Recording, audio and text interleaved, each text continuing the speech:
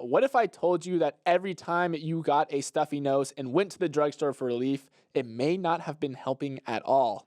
Neal's face is utterly shocked right now for anyone listening, but that could be what's happening as an FDA advisory panel has called into question the efficacy of phenylephrine, a popular decongestant. Phenylephrine is currently in more than 260 oral, nose, and sinus medicines and has been used in over-the-counter products dating all the way back to the 1950s. But an FDA advisory panel declared yesterday that it probably doesn't work even at high dosages.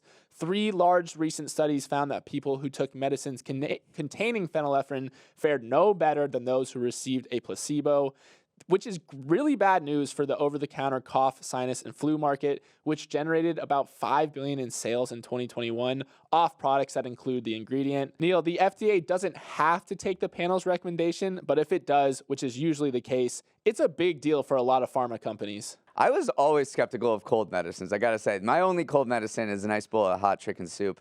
But I don't know. It just seemed like they never worked, and now I'm confirming it. They're confirming it. This thing has been on the market for so long, decades. I think it was first approved in 1938. The first thing I thought about when I heard this story was, what else does not work? I know. Because there was this FDA review in the 1970s, and they grandfathered in so many different drugs.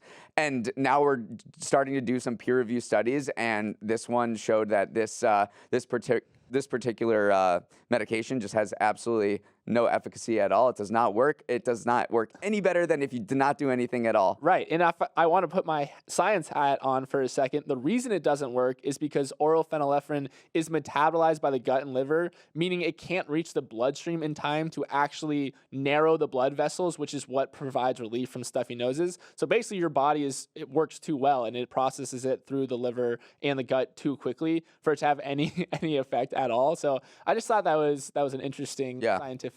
And the nasal spray still works.